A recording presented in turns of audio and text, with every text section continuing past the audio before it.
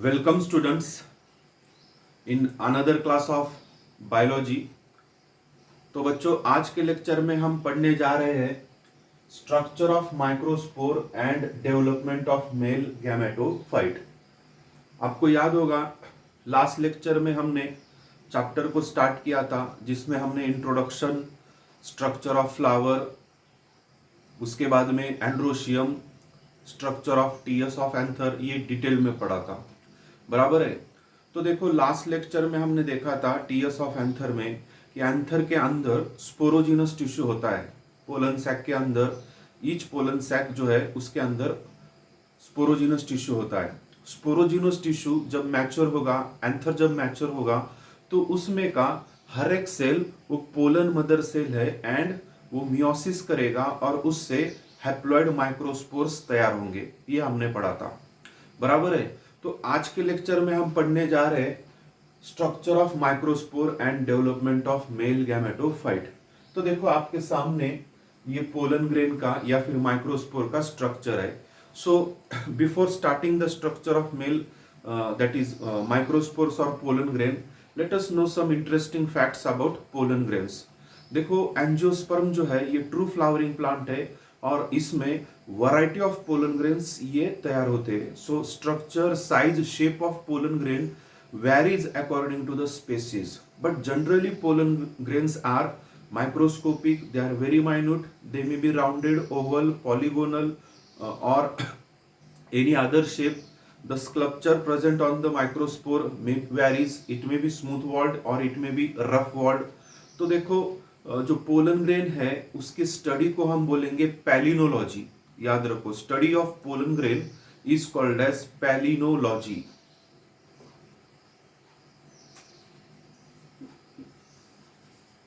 Palynology. What is palynology? Study of pollen grains is called as palynology. आप pollen grain के ऊपर research कर सकते हैं, इतनी बड़ी ये फील्ड है। ओके। और ये पोलन ग्रेन्स जो होते हैं वो मियोसिस से फॉर्म होते हैं, number 1। Second, they are always haploid. They are always haploid. ठीक है। कौन सा पार्ट पोलन ग्रेन तैयार करता है प्लांट का? Anther. Anther is the fertile tissue. उसके अंदर स्पोरोजिनस टिश्यू है। स्पोरोजिनस टिश्यू में मियोसिस होगा और हैप्लॉइड पोलन ग्रेन्स फॉर्म होंगे। तो आज के पीरियड में हम देखेंगे स्ट्रक्चर ऑफ पोलन ग्रेन और डेवलपमेंट ऑफ मेल गैमेटोफाइट। तो देखो, ये आपके सामने पोलन ग्रेन का स्ट्रक्चर है। ओके। तो यहाँ पे हमने जो पोलन ग्रेन बनाए हैं वो राउंडेड है या फिर स्पेरिकल है। मोस्टली पोलन ग्रेन का शेप राउंडेड या स्पेरिकल ही होगा, लेकिन अलग अलग स्पीसीज में पोलन ग्रेन का शेप वेरी कर सकता है। तो यहाँ पे आप देख सकते हैं ये हैप्लॉइड है, ओके, और ये राउंडेड स्ट्रक्चर है। तो देखो, पोलन ग्रेन में क्या होता है? पोलन ग्रेन में होती है उसकी wall. Pollen grain is made up of 2 layers. उसकी जो वॉल है it is made up of 2 layers. The outer layer is called as exine and the internal layer is called as intine. Exine और intine. बाहर की जो layer है उसको हम बोलेंगे एक्साइन और अंदर की जो लेयर है उसको बोलेंगे हम इंटाइन। ओके। अब ये एक्साइन और इंटाइन के फंक्शंस क्या है?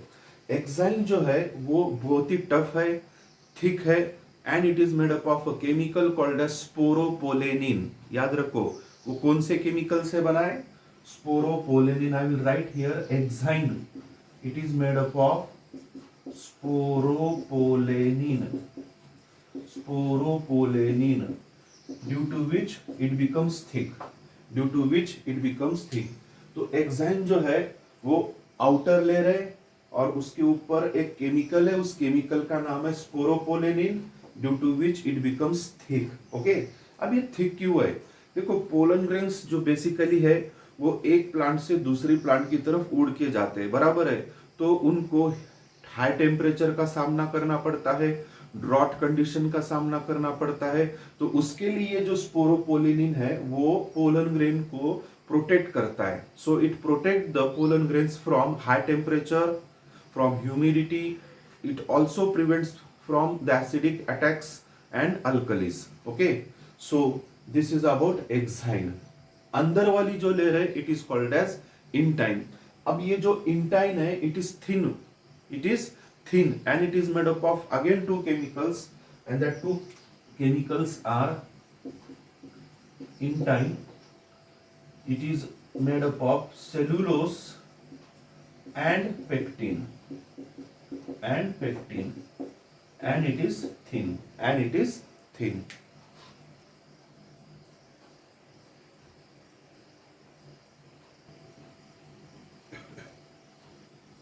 तो देखो यहां पर एक्साइन जो है वो आउटर लेयर है पोलन ग्रेन की, वो थिक है. It is made up of a chemical called as sporopollenin.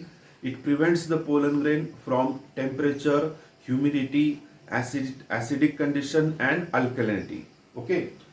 और ये जो एक्साइन है वो कंटिन्यूअस नहीं है. कुछ जगह पर एक्साइन एब्सेंट है. जहां पर ये एक्साइन एब्सेंट है वहां पे एक स्मॉल ओपनिंग क्रिएट होती है. That small opening is called as germ pore. Okay, germ pore. थोड़ी देर में हम जानेंगे ये जर्मपोर का फंक्शन क्या है. अब देखो उसके अंदर की जो लेयर है it is called as intine. Intine is the internal layer. Intine is made up of again two chemicals, that is cellulose and pectin, and it is thin. Intine continuous है. इंटाइन कंटिन्यूअस है. So the difference between this two layers is exine is outer, intine is inner. Exine is thick walled, intine is thin walled. Exine is made up of sporopollenin, intine is made up of cellulose and pectin. Exine is not continuous, it is interrupted by a small opening, one or more small openings called as germopore. But intine is continuous. Okay. उसके बाद में pollen grain के अंदर dense cytoplasm होता है, बहुत सारा reserve food material होता है, और सेंटर में हैप्लॉइड न्यूक्लियस होगा. As pollen grains are haploid, so the nucleus of pollen grain is haploid. So beta, this is the structure of pollen grain. Now let us see whether there are any types of pollen grains or not. Yes, of course there are basically two main types of pollen grain. One is called as smooth walled pollen grain and another is called as rough walled pollen grain. Okay, आपने monocots और dicots के बारे में तो सुना ही होगा. Angiosperms में ये दो मेन क्लासेस है या फिर डिवीजन है, that is monocotyledons and dicotyledons. तो देखो जो मोनोकॉट्स है,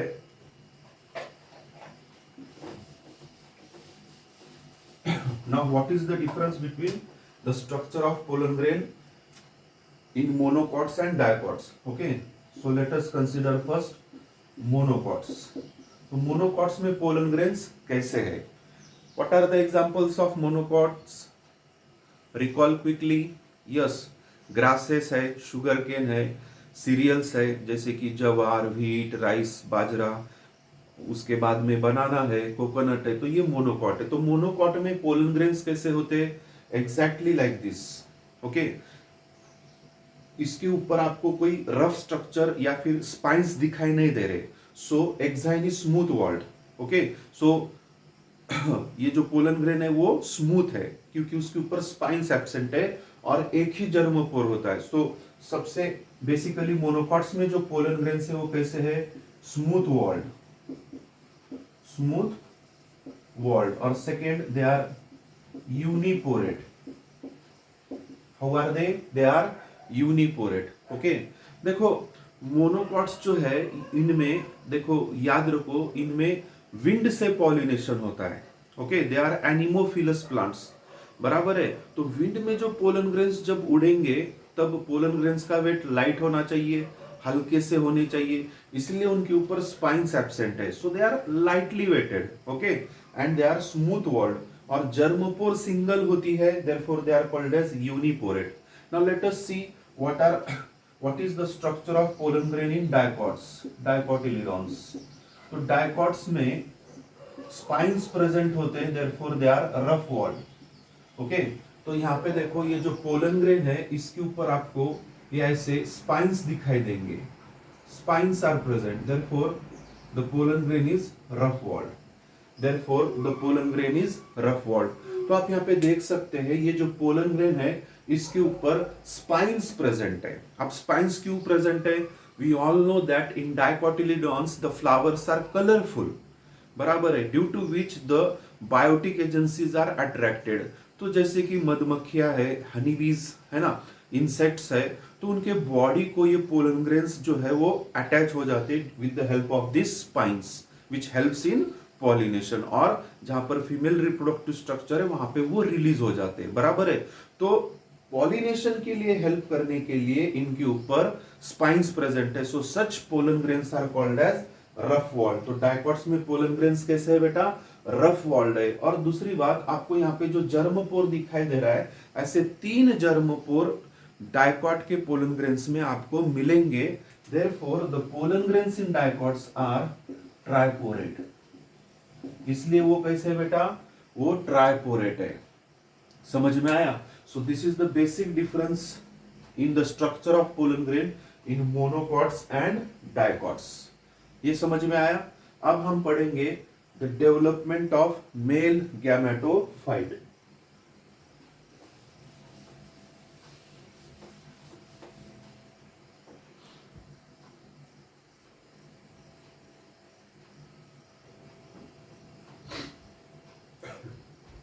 Now let us study the development of male gametophyte। तो देखो एंजियोस्पर्म में जो है जब पॉलिनेशन होता है तो ये जो पोलन ग्रेन है उससे मेल गैमेटोफाइट बनेगा, बराबर है। और इसकी जो डेवलपमेंट है वो 2 अलग जगह पर और 2 स्टेजेस में होती है। ओके, 2 अलग जगह पर और 2 अलग स्टेजेस में होती है। ओके, तो उसमें हम ए और बी ऐसा पढ़ सकते हैं। तो बिफोर पॉलिनेशन इनसाइड एंथर, जिसको हम बोलेंगे इन सिटू, और second half of the development is after pollination on stigma, जिसको हम बोलेंगे एक्स सिटू, जिसको हम क्या बोलेंगे, एक्स सिटू। तो development of pollen grain takes place at 2 different places and at 2 different stages. Okay, तो देखो किसी किसी प्लांट्स में पोलन ग्रेन्स पॉलिनेशन के पहले उनमें 3 सेल्स क्रिएट होते हैं। ओके, और वो पोलन ग्रेन जो है वो उड़ता है, मतलब पॉलिनेशन होता है। लेकिन most of the angiospermic plants में 2 सेल्ड पोलन ग्रेन्स जो है वो उसका पॉलिनेशन होगा, ये याद रखो। Okay, so mostly pollination occurs at 2 celled condition, but in few angiospermic plants 3 celled condition takes place inside anther and pollination afterwards takes place. Okay, तो यहां पे देखो ये जो पोलन ग्रेन का स्ट्रक्चर है, अब देखो मैच्योर एंथर जो है वो मैच्योर हुआ है ना।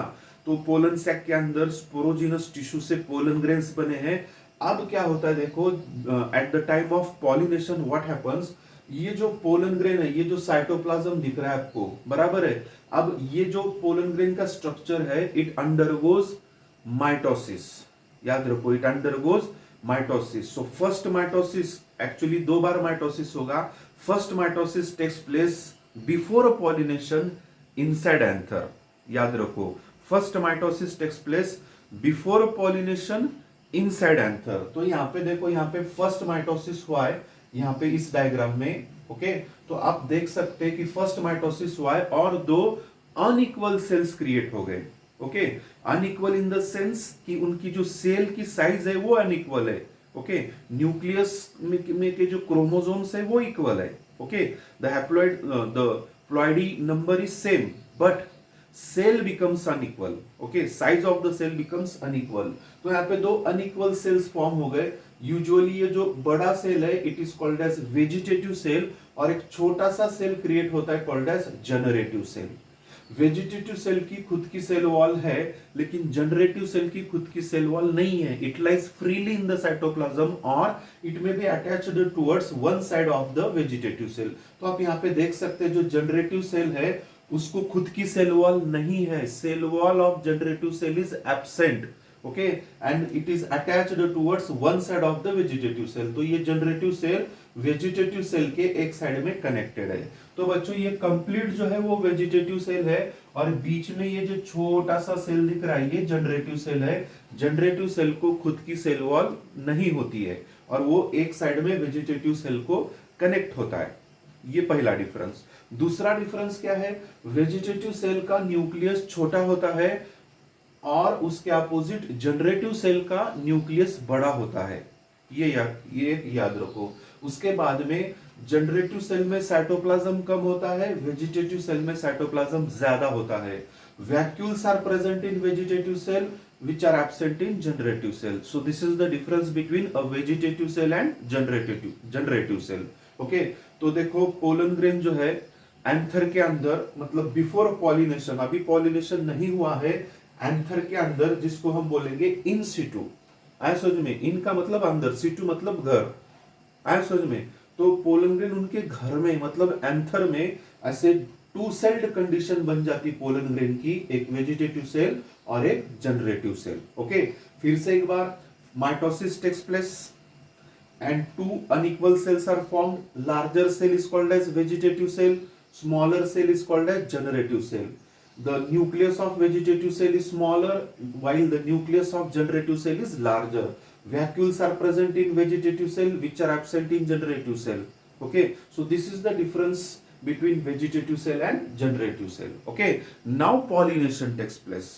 ओके, अब पॉलिनेशन होगा। अब ये पोलन ग्रेन्स उड़ के कहा जाएंगे बताओ? यस, करेक्ट, स्टिग्मा के ऊपर जाएंगे, है ना, रिसेप्टिव स्टिग्मा के ऊपर, सेम स्पीसीज के मेंबर के ऊपर जब वो गिरेंगे तो स्टिग्मा उनको पहचानती है, आई समझ में, कि ये अपने स्पीसीज का है या difference. For example, a mango pollen grain is there and by coincidence a papaya pollen grain is deposited on the stigma, then the stigma will not allow the pollen grain to develop. Okay, तो mango का plant है तो mango के ही pollen grain वहां पे गिरने चाहिए। ये कोई रूल नहीं है कि देखो हवा कोई भी पोलन ग्रेन ला सकती है, तो मैंगो के प्लांट के ऊपर मैंगो के ही पोलन ग्रेन गिरेंगे, ये कंपलसरी नहीं है। लेकिन हाँ, जब कोई कंपैटिबल पोलन ग्रेन गिरता है, सेम स्पीसीज का पोलन ग्रेन गिरता है, तो स्टिग्मा जो है वो सिक्रिटरी, जो उसका जो सिक्रीशन है, मतलब शुगर जो है, म्यूसिलेज जो है, वाटर जो है, वो पोलन ग्रेन को देगी खाने, है समझ में। और with the help of its germ pore it absorbs its secretion. Secretion करने के बाद क्या होता है, जो साइटोप्लाज्म है अंदर का, उसका वॉल्यूम बढ़ता है और अंदर वो फूड मटेरियल नहीं बैठेगा। Okay, tension creates. Due to that development of pressure, what happens, the intile will come out of the germopore. Intile will come out of the germopore. तो intile ऐसे बाहर आना शुरू हो जाती है, जिसी को हम पोलन ट्यूब कहते हैं, उसी को हम पोलन ट्यूब कहेंगे। ओके, अब देखो, after pollination on the stigma, मतलब एक्स सिटू, ओके, तो क्या होगा, तो पोलन ट्यूब डेवलप होगी। और दूसरा, ये जनरेटिव सेल है, वो धीरे धीरे जो है वो इस पोलन ट्यूब में आएगा। और क्या होगा यहाँ पे, आप सेकेंड माइटोसिस होगा। फर्स्ट माइटोसिस बिफोर पॉलिनेशन हुआ था, एंथर के अंदर हुआ था, जिसको हमने इन सिटू कहा था। अब सेकेंड माइटोसिस जो है वो आफ्टर पॉलिनेशन होगा, वो स्टिग्मा के ऊपर होगा, जिसको हम एक्स सिटू कहेंगे। अब ये जो जनरेटिव सेल है, इसका माइटोसिस होगा। रिमेंबर दैट माइटोसिस दोनों सेल का नहीं होता, वेजिटेटिव सेल और जनरेटिव सेल दोनों का माइटोसिस यहाँ पे नहीं होता है, सिर्फ जनरेटिव सेल का यहाँ पे माइटोसिस होगा। और इस जनरेटिव सेल में जो न्यूक्लियस है वो डिवाइड होगा और यहाँ पे दो मेल गैमेट्स बनेंगे। Generative cell undergoes mitosis to produce two male gametes. आया समझ में? अब ये फाइनल स्ट्रक्चर है। अब इस फाइनल स्ट्रक्चर में आपको यही पोलन ग्रेन मतलब वेजिटेटिव सेल है, जनरेटिव सेल डिवाइड हुआ है, दो मेल गैमेट्स बने हैं। यहाँ पे जो न्यूक्लियस दिख रहा है आपको वेजिटेटिव सेल का, वो पोलन ट्यूब के टिप पे आएगा, which is called as tube nucleus. तो ये जो फाइनल जो स्ट्रक्चर है, final structure, this is called as male gametophyte. इसी को हम मेल गैमेटोफाइट कहते हैं, जिसमें पोलन ग्रेन है, पोलन ट्यूब भी है, दो मेल गैमेट है और ट्यूब न्यूक्लियस है। Okay, why it is called as male gametophyte? Because male gametes are produced in this cell, है ना। तो फाइट मतलब क्या? सेल या फिर tissue, any plant part is called as phyte. Okay, तो जिसके अंदर गैमेट है देयरफॉर गैमेटोफाइट। ओके, और ये मेल स्ट्रक्चर है therefore it is called as male gametophyte. तो बच्चों, आज के लेक्चर में हमने, आज के पीरियड में हमने क्या सीखा?